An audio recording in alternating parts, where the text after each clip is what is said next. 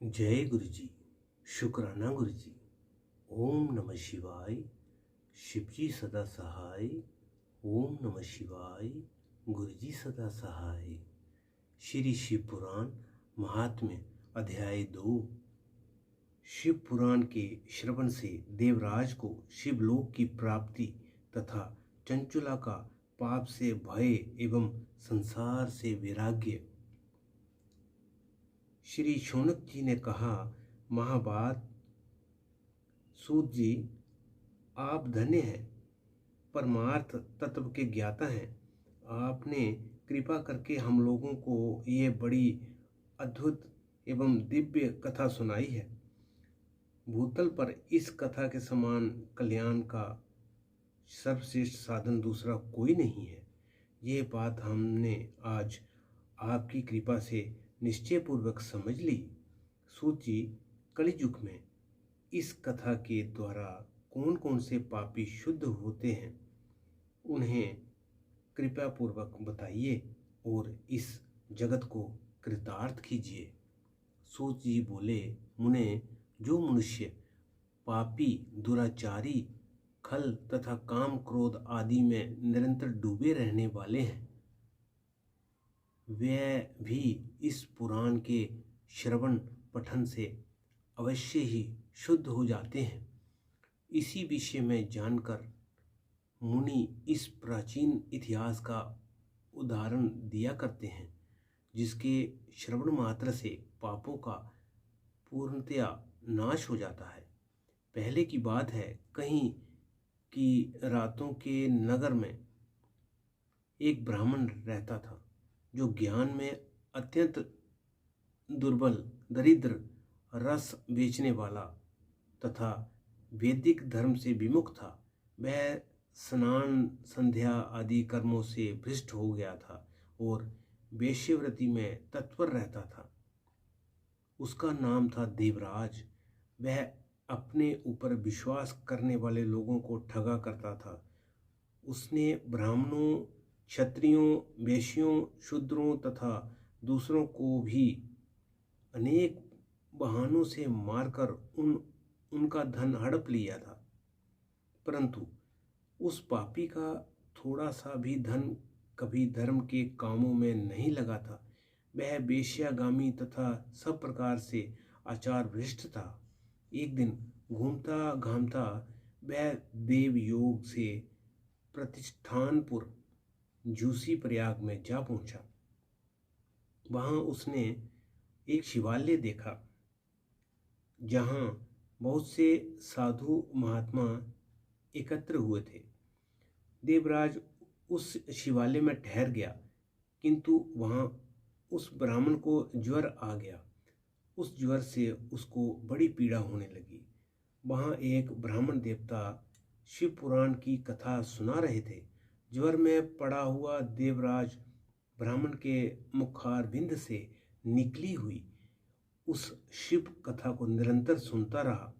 1 मास के बाद वह ज्वर से अत्यंत पीड़ित होकर चल बसा। यमराज के दूत आए और उसे पाशों से बांधकर बलपूर्वक यमपुरी में ले गए। इतने में ही शिवलोक से भगवान शिव के पार्षदगण आ गए।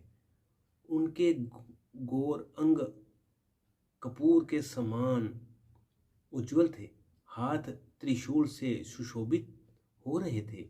उनके संपूर्ण अंग भस्म से अद्वासित थे और रुद्राक्ष की मालाएं उनके शरीर की शोभा बढ़ा रही थी।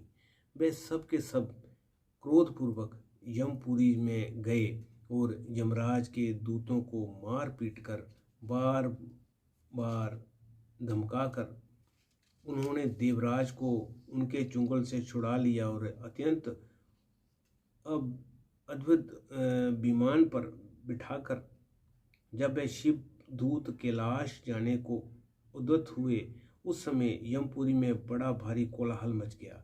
उस कोलाहल को सुनकर धर्मराज अपने भवन से बाहर आए। साक्षात दूसरे रुद्रों के समान प्रतीत होने वाले उन चारों दूतों को देखकर धर्मज्ञ धर्मराज ने उनका विधिपूर्वक पूजन किया और ज्ञान दृष्टि से देखकर सारा वृत्तांत जान लिया। उन्होंने भय के कारण भगवान शिव के उन महात्मा दूतों से कोई बात नहीं पूछी, उल्टे उन सबकी पूजा एवं प्रार्थना की। तत्पश्चात वे शिवदूत कैलाश को चले गए और वहां पहुंचकर उन्होंने उस ब्राह्मण को दया सागर सांब शिव के हाथों में दे दिया। शौनक जी ने कहा, महाभाग सूत जी, आप सर्वज्ञ हैं। महात्मे, आपके कृपा प्रसाद से मैं बारंबार कृतार्थ हुआ। इस इतिहास को सुनकर मेरा मन अत्यंत आनंद में निमग्न हो रहा है।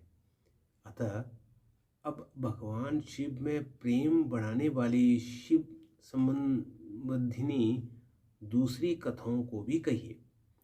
श्री सूत जी बोले, शौनक सुनो, मैं तुम्हारे सामने गोपनीय कथा वस्तु का भी वर्णन करूंगा, क्योंकि तुम शिव भक्तों में अग्रगण्य तथा वेदताओं में श्रेष्ठ हो।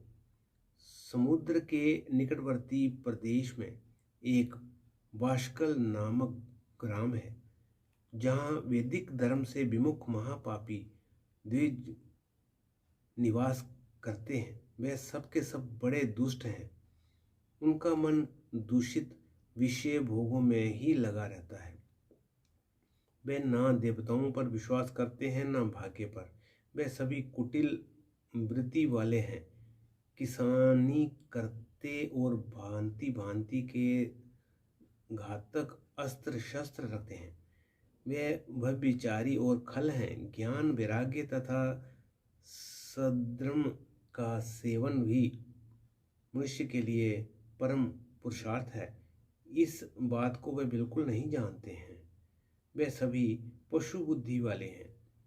जहाँ के द्विज ऐसे हों, वहाँ के अन्य वर्णों के विषय में क्या कहा जाए। अन्य वर्गों के लोग भी उन्हीं की भांति कुत्सित विचार रखने वाले सब धर्म विमुख एवं खल हैं। वे सदा कुकर्म में लगे रहते और नित्य विषय भोगों में ही डूबे रहते हैं। वहाँ की सब स्त्रियां भी कुटिल स्वभाव की, स्वेच्छाचारिणी, पापा सत, कुत्सित विचार वाली और भय विचारिणी है। वे सद व्यवहार तथा सदाचार से सर्वथा शून्य है। इस प्रकार वहाँ दुष्टों का भी निवास है। उस बाष्कल नामक ग्राम में किसी समय एक बिंदुक नामधारी ब्राह्मण रहता था। वह बड़ा अधम था, दुरात्मा और महापापी था। यद्यपि उसकी स्त्री बड़ी सुंदर थी, तो भी वह कुमार मार्ग पर ही चलता था। उसकी पत्नी का नाम चंचुला था। वह सदा उत्तम धर्म के पालन में लगी रहती थी, तो भी उसे छोड़कर वह दुष्ट ब्राह्मण वेश्यागामी हो गया था।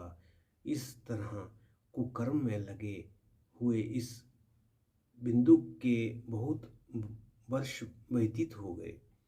उसकी स्त्री चंचुला काम से पीड़ित होने पर भी सब धर्मनाश के भय से कलेश सहकर भी दृत्य काल तक धर्म से भ्रष्ट नहीं हुई, परंतु दुराचारी पति के आचरण से प्रभावित हो आगे चलकर वह स्त्री भी दुराचारणी हो गई। इस तरह दुराचार में डूबे हुए उन मूढ़ चित्त वाले पति पत्नी का बहुत सा समय व्यर्थ बीत गया। तदंतर शूद्र जातीय वेश्या का पति बना हुआ वह दूषित बुद्धि वाला दुष्ट ब्राह्मण बिंदुक समानुसार मृत्यु को प्राप्त हो नरक में जा पड़ा।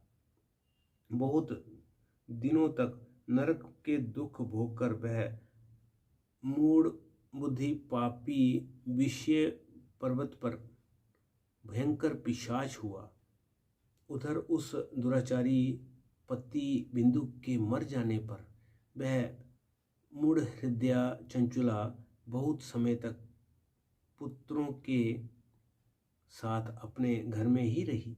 एक दिन देवयोग से किसी पुण्य पर्व के आने पर वह स्त्री भाई बंधुओं के साथ गोकर्ण क्षेत्र में गई। तीर्थ यात्रियों के संग से उसने भी उस समय जाकर किसी तीर्थ में जल में स्नान किया। फिर वह साधारणतया मेला देखने की दृष्टि से बंधुजनों के साथ यत्र तत्र घूमने लगी। घूमती घामती किसी देव मंदिर में गई और वहाँ उसने एक देवज्ञ ब्राह्मण के मुख से भगवान शिव की परम पवित्र एवं मंगलकारिणी उत्तम पौराणिक कथा सुनी। कथावाचक ब्राह्मण कह रहे थे कि जो स्त्रियां पर पुरुषों के साथ वह विचार जाती हैं, तब यमराज के दूत उनकी योनि से तपे हुए लोहे का परिध डालते हैं। पौराणिक ब्राह्मण के मुख से ये वैराग्य बढ़ाने वाली कथा सुनकर चंचला भय से व्याकुल हो वहाँ कांपने लगी। जब कथा समाप्त हुई और सुनने वाले सब लोग वहाँ से बाहर चले गए, तब वह नारी एकांत में शिव पुराण की कथा वांचने वाले उन ब्राह्मण देवताओं से बोली। चंचुला ने कहा, ब्राह्मण, मैं अपने धर्म को नहीं जानती थी, इसलिए मेरे द्वारा बड़ा दुराचार हुआ है। स्वामिन, मेरे ऊपर अनुपम कृपा करके आप मेरा उद्धार कीजिए। आज आपके वैराग्य रस से ओतप्रोत इस प्रवचन को सुनकर मुझे बड़ा भय लग रहा है। मैं कांप उठी हूँ और मुझे इस संसार से वैराग्य हो गया है। मुझ मूढ़ चित्त वाली पापिनी को धिक्कार है। मैं सर्वथा निंदा के योग्य हूँ, कुत्सित विषयों में फंसी हुई हूँ और अपने धर्म से विमुख हो गई हूँ। हाय, ना जाने किस किस घोर कष्टदायक दुर्गति में मुझे पड़ना पड़ेगा और वहाँ कौन बुद्धिमान पुरुष कुमार्ग में मन लगाने वाली मुझ पापिनी का साथ देगा।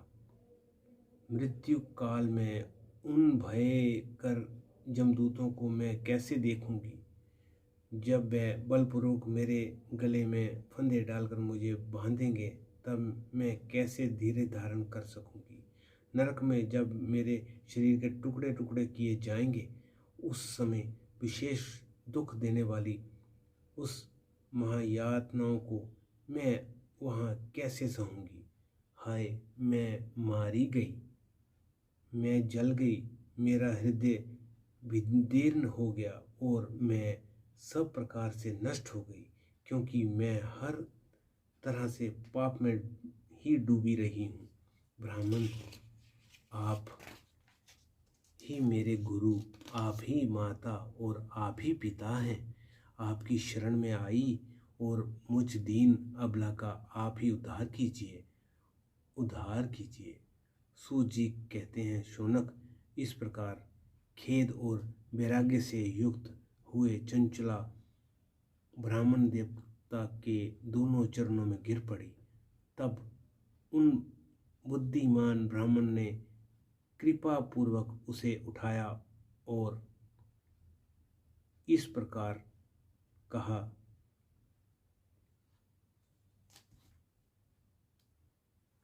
ब्राह्मण बोले, नारी, सौभाग्य की बात है, भगवान शंकर की कृपा से शिव पुराण की इस वैराग्य युक्त कथा को सुनकर तुम्हें समय पर चेत हो गया है।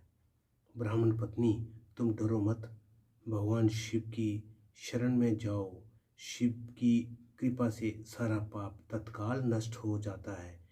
मैं तुम्हें भगवान शिव की कीर्ति कथा से युक्त उस परम वस्तुका का वर्णन करूँगा, जिससे तुम्हें सदा सुख देने वाली उत्तम गति प्राप्त होगी।